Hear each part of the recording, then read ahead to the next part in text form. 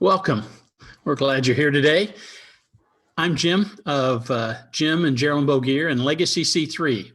I'll be presenting solo today, but this is such a great topic that we really wanted to deliver this to you. And numbers of you have, it seems like a heightened interest. So it seems like a hot topic, and we hope that it delivers for you.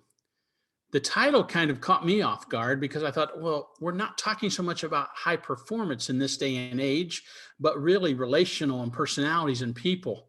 And really, when we dig into this today, it will result in some high performance, but it really is about a healthy, wholesome culture that helps you as a team to build.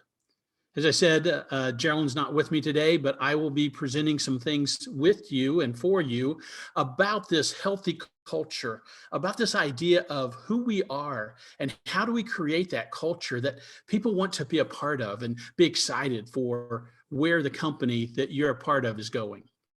So let's dive in today as we talk about this whole concept of culture and what we're looking forward to see happen today. What is company culture? What does that look like? What do we mean when we talk about company culture? It is a synthesis of values, vision, mission, and purpose that really sits at the center or the core of any successful business.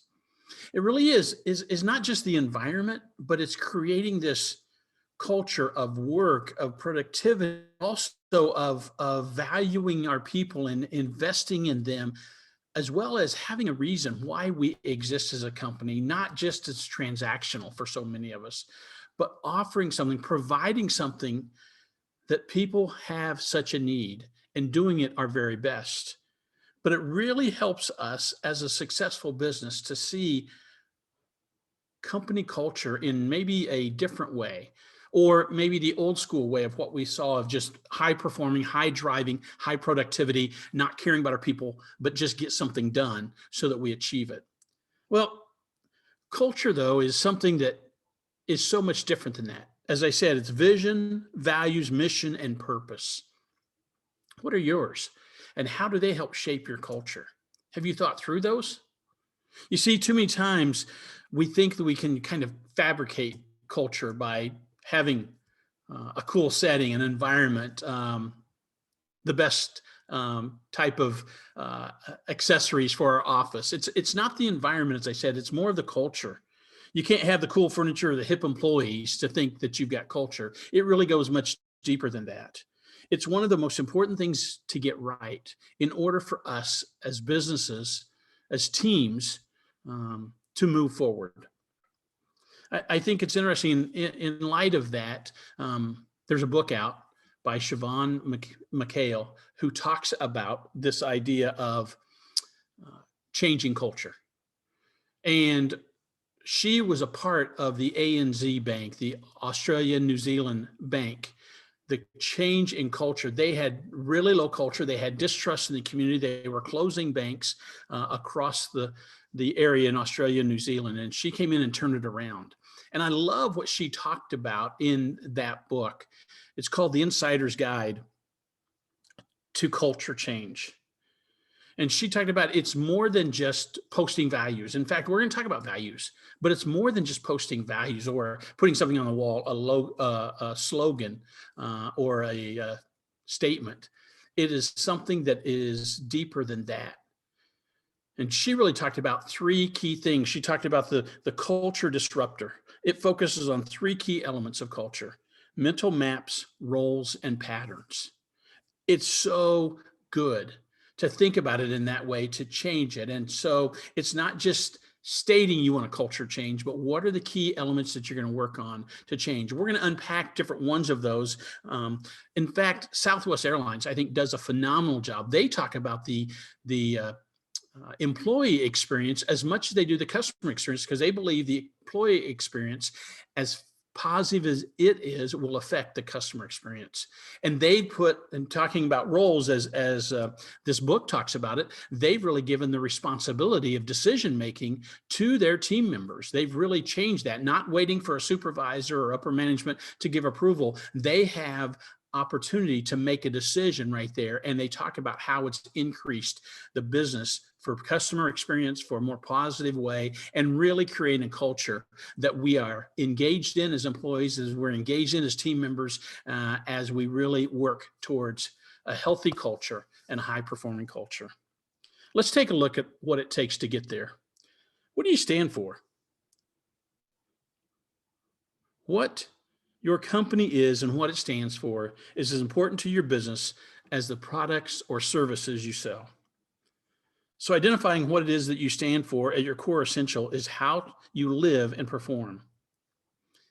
In short, your company's culture is really about those values and getting to the heart of the matter, kind of who you are and why you exist.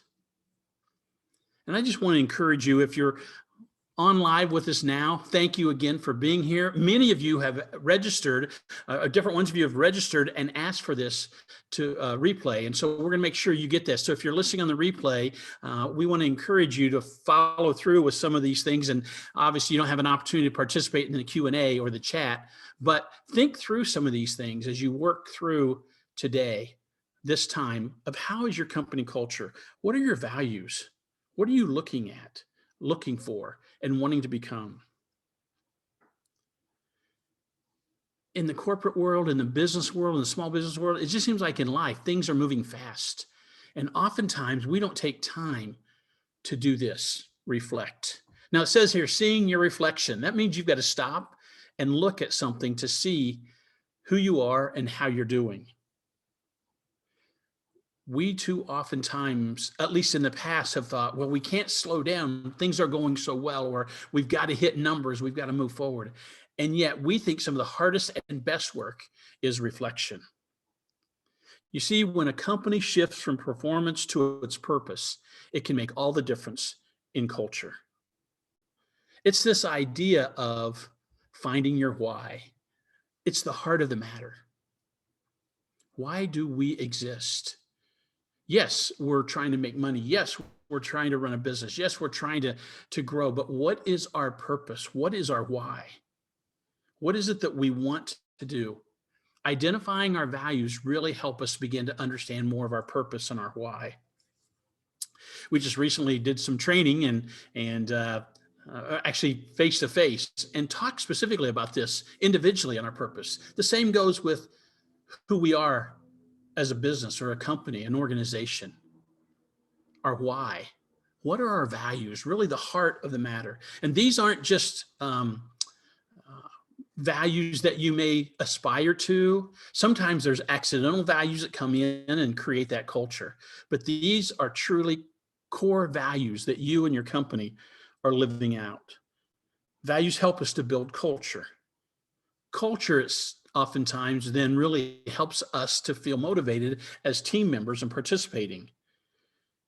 Employee experience, positive employee experience, employee motivation helps then to provide customer satisfaction. And it really does come to affect the bottom line as well. How do we live this out? Well, first we need to know what it is we're living out. The heart of the matter then really starts with our why we exist, why we are in business. What are our key core values? How does culture drive performance? Since the culture of a company reflects the values, it's the culture that is responsible for many aspects of the performance and really the output of the company. A strong culture means better job retention. We've heard for years now, we've seen articles on it, we've heard others talk about it. People don't quit jobs, they quit people, they quit bosses.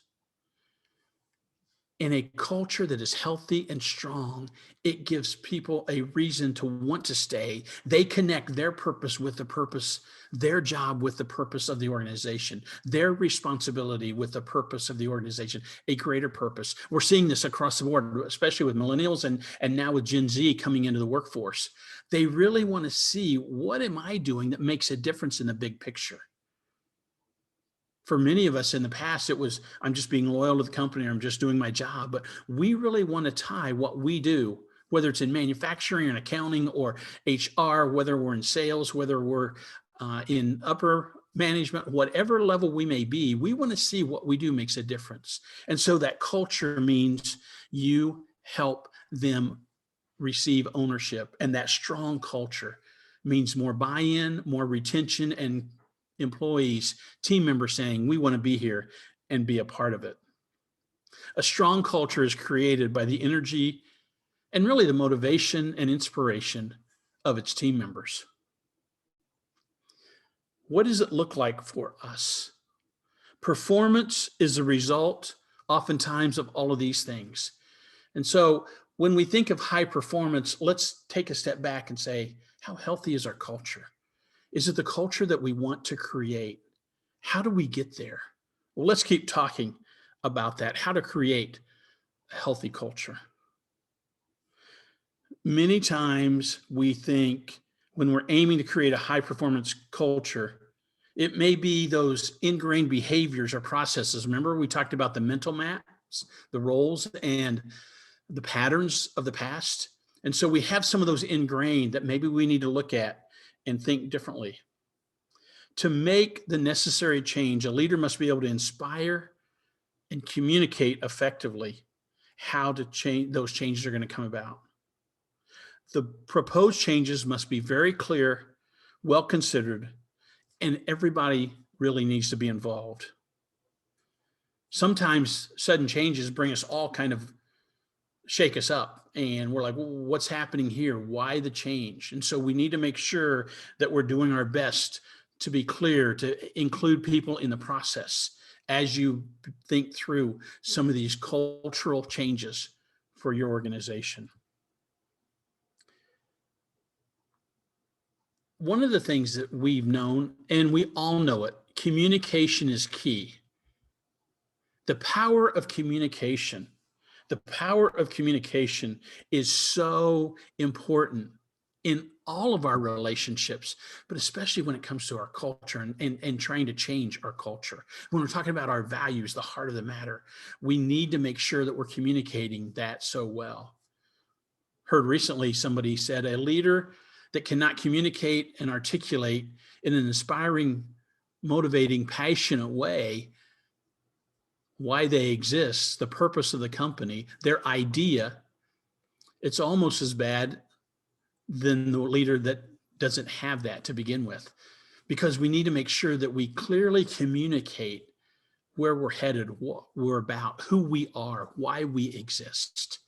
And so communication continues to be key, but there's also dialogue. It's not just one person communicating that. It's that open discussion and dialogue. It's allowing for feedback. It's allowing for conversation and processing together so that everyone is included.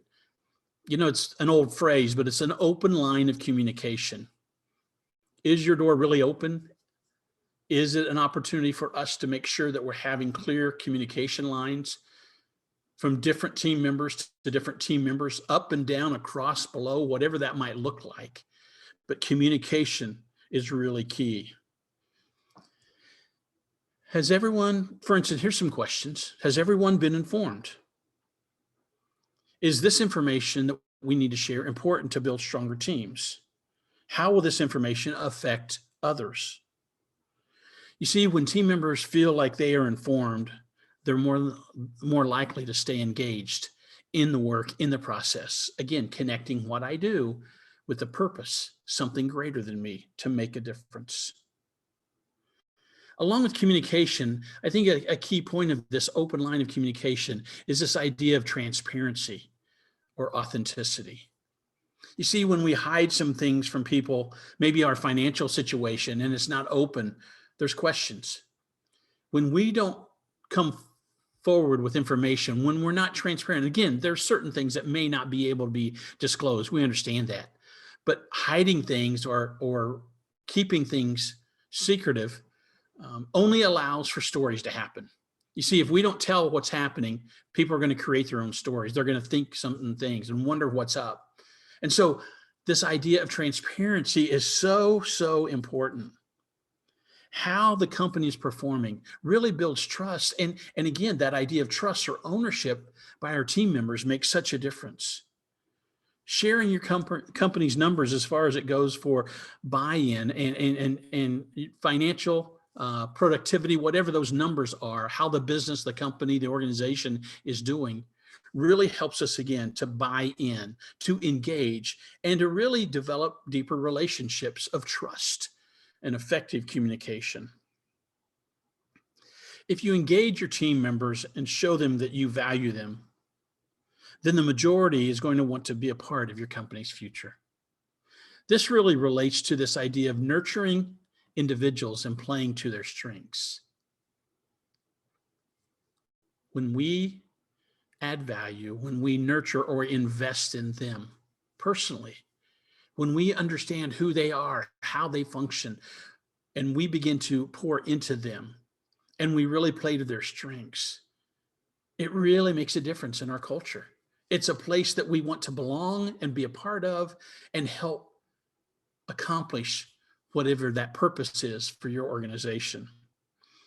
They want to be a part of that. Too many times we think, well, we just need production, and we've lost sight of the person.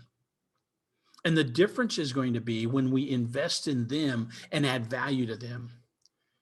You see, Gerald and I have been taught and talked a lot about it, but we genuinely are people of value who value others.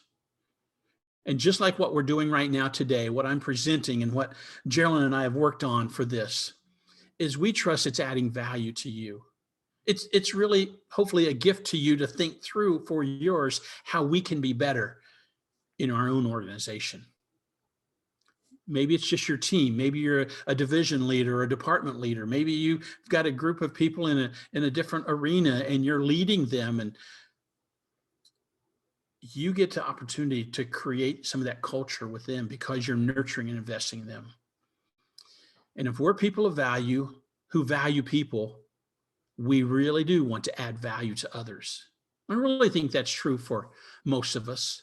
We're seeing that more and more. Not all companies and businesses, we know that, but more and more of us are beginning to see the value of valuing others and adding value to them. What ways can you nurture? Can you invest in? Can you believe in and pour into your team members? What are some things that you can offer to them to help them be better as an individual, as a team member, as an employee, as a part of the team? Maybe it's personally.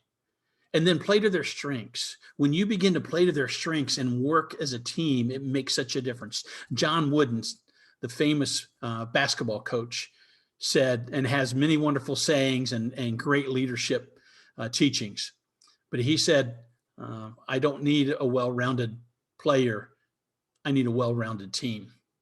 So you can find individuals that are strong in this area and match them with others that are strong in other areas and make a well-rounded team. That's what makes the great team. Coming together, investing in, nurturing, and pouring into them while playing to their strengths. Motivation.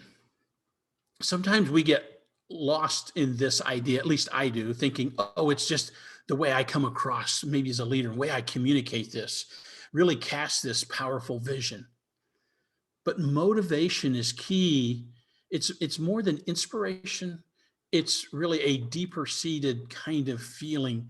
Because of what I'm doing, I'm motivated because I love what the company is about. I love the culture. I love working with this team.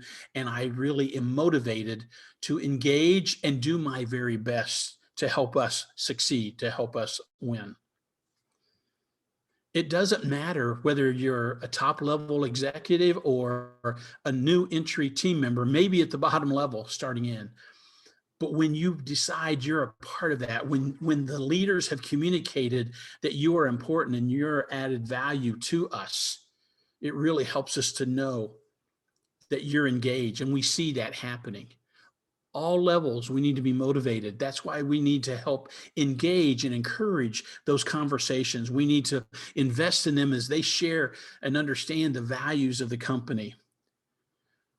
For an employee or team member to be valued or informed at that level, it's making sure that you notice the importance of their work and how, again, their work is for the greater good, the purpose. For those of us who don't make that connect, we often become disengaged, disenfranchised, and then don't live up to our own expectations of what we need to do to accomplish. Every person in every department in every area ought to be clear on their role, clear on their strengths, and clear on what they need to accomplish so that we together can really accomplish more. When you have those clear goals and you have motivation, you may have set some measurable markers for your team. When you do that, let's learn to celebrate those successes. I got to tell you, when I've led teams, and we've been in the nonprofit world for many, many years before going more into the business world and running our own business, oftentimes I would miss this. I would kind of celebrate it, but on to the next accomplishment, the next vision, the next hill, so to speak, military terms. What are we going to conquer next? And man, that was great, but here's what we can do even better and greater and grander. And people oftentimes felt deflated because it was almost as if we were passing over the success. And I would encourage you, celebrate those. This is really about this whole idea of the annual performance review. And if you read anything at all, a lot of companies have pretty much eliminated that in a lot of ways. Now, there's still performance expectations, there's still goals to meet, there's still productivity, there's still evaluation, but it's more performance management. And it's back to this employee engagement. It's checking in on them. It's seeing how they're doing. It's allowing them to ask questions and give feedback so that the performance management really is a more often experience, like immediate, within a couple of weeks. How are they doing? How are they accomplishing? What do they need to help to be resourced? How can we help you? How can we help you in whatever area it is right now? Or if there's struggles or challenges, maybe dig a little deeper and find out. But the performance management concept really is this idea of celebrating now. One of the things is don't wait till the end of the year to give a recognition, give a plaque, give an award, give a certificate, give a gift card, but do it when it happens. Maybe it's a team thing and you celebrate by a barbecue, or they get a gift card for Uber Eats and they get to order it in, they get to celebrate, but you're acknowledging it then, not waiting. Maybe it's smaller, but celebrate those small successes, because you see small steps, small wins produce big gains exponentially. We have to keep remembering we're trying to create a healthy, strong, high-performing culture. One of the ways to do that is celebrating successes. We've talked through about this, but I want to remind you again about this idea of employee engagement. Team members who are engaged put energy and excitement into work that they create.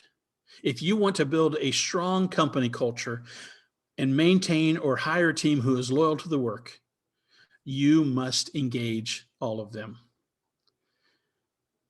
Culture is a collective concept and is produced by groups of people, not one person dictating what is, but it really is a team effort.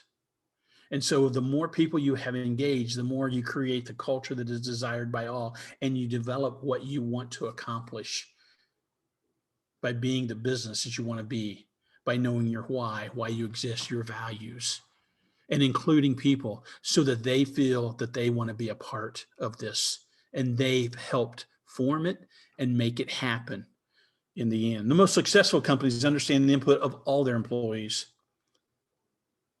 And so we've talked so far about ways to engage. We've talked about transparency. We've talked about nurturing. We've talked about motivation. We talked about communication. We've talked about celebrating those milestones, those small wins and those big wins, and make sure that we celebrate well. Those are some ways to make sure that we've talked about to have employee engagement. I feel like I'm flying through a lot of stuff, so let me take a minute to breathe, allow you to breathe. How are you doing on these that we've just talked about? What is it that you need to work on that will help your team members be more engaged? Many that we work with are small businesses. There may be a handful of you, less than 10, less than 20, less than 50 employees. Some of our global corporate ones obviously are much larger, but you may be working with a team, and most of us are going to work with a smaller team, at least direct reports. But how are you engaging your team members, whomever you have some responsibility for? If you're that C-suite executive, what are you doing to make sure your teams and your leaders are making this happen all the way down the line for all employees to be engaged? Let's look at some other key factors. Why is payment structure so important? And I guess I would say, and we really use the word here of compensation. It's not necessarily just payment, but it's this idea of benefits and other bonuses that may come into the play. Now, money is not the end all. We know that. In fact, more of our millennials and our Gen Z want more time off or time away. They want to reclaim some of the time. They've got enough money or feel like they can make enough with what they have. But it's still that compensation factor. What does this look like? How are we paying them and paying them well? How are we adding those benefits or those bonus kinds of things to help them? Maybe it's extra time off. Maybe it's those personal days of leave that they just get to have a mental health day. What is that compensation and how is that affecting your culture? Because it does. And so as you think about not just the payment structure, but how that you can figure out what you need to do to make sure it's most effective. You see, it's back to this employee experience helps create customer experience, good or bad. And we want quality customer experience, but we also know that we need to make sure that we have quality employee experience so that we as employees, as team members, are giving our best for the company and therefore to our clients. Here's some questions. Are you providing fair compensation for your employees? Is it enough to keep them motivated? There is a financial factor there, and we just want to remind you of that. Will your employee compensation keep your teams motivated to service your clients in a genuine way? That really goes not just to your employees or your team members, but goes to the clients. And then as a company, will your pay structure keep the positive, motivated energy alive in your company culture? Just some questions for us to think through as we talk about key factors in employee engagement and creating a healthy, high-performing culture. Let's talk a little bit about personality. There are a number of personality tests. But before we dive into that, we just want to make sure that we understand personality really does make the difference. You know, it's not programs, it's not just other kinds of things that we make or produce, but it really is personalities that help us achieve and move forward. Help us to understand who we are hiring, who we have onboarded, who we've had there long term really helps us because we know our why, our purpose. We begin to set a company culture. When we begin to add others to the team, we know what we're looking for and can continue to develop that. How will you play into the strengths of people if you know the personality? It begins to see where their strengths lie and how you can invest more in them to help your company be the very best. So speaking of personality, there are a number of personality assessments. Here we have listed the Myers-Briggs. It's a great tool. There are so many of those that are wonderful. And we'll not take time to break down any of these, but I just want you to know there are a number of those out there. But here's what we want you to know. What we're learning is too often people know themselves or think they know themselves, or there's some that are free online and they've taken it. But make sure you have somebody who's certified in whatever personality test you have, interpret that. We happen to be certified in the DISC, and we love the report that we get, a 30-page report. And it really doesn't just focus on you, but when we do that with a team, it helps us to understand one another better. Also, it really focuses on how we can be better at what we do, in the sense of finding, again, back to our strengths, but also our communication do's and don'ts. It's huge. It talks about our fears as well as our strengths, or kind of our sweet spot. It also helps us to understand how we should be communicating with others because we understand them. So let me encourage you to make sure that you have somebody who will come in and explain and interpret. I've got a number of debriefs coming up next week with different executives, and I'm looking forward to that, because some of them have done that and said, yeah, it's kind of similar to what it was before. But as we look into some of the key things that we get out of our report, it can make such a valuable difference. And again, hear me, it's less about us, or I knew that about me, more about understanding others and, oh, I need to communicate in this way. In fact, one of the things I love that we do is we hand out cards that have communication do's and don'ts. And we've had organizations, businesses, a variety of them say, I'm putting this on my door or my cubicle so people can see this when they come in. It has affected the way people have communicated. We had an aha moment with a school board of a local school district. And they begin to understand they never had before. Oh, that's how I need to communicate with each other. And it really was a breakthrough, especially for two key board members who were totally different personalities. So I'd encourage you to find that works. And we think personality assessments really do help us to find the personality fit as we onboard, as we hire, as well as understanding our team better and how we can understand how to communicate more effectively. Sometimes we don't think about this, but maybe we dwell on it too much. Here's the thing, we need to remember and recognize our failures. This is back to the transparency. Be willing to share your own failures, but also embracing the failures of the team, because we can learn from that so much. One of the best ways to feed your company culture and to grow is to openly address your failures and be open to discuss feedback from your team. So somebody said, we're the only ones oftentimes that don't know that we're poor in that area or we're weak in that area. And when we admit it, it's like a collective sigh of relief. Oh, he finally gets that. She finally understands that. It's about time, because somebody said they already know what we're weak in, where we failed or where we've dropped the ball or where we are not strong. And so when we admit that, there's this idea of transparency and creating a culture that is healthy to move forward. Failure can lead to more failure unless we are willing to take a look at it and learn from that experience.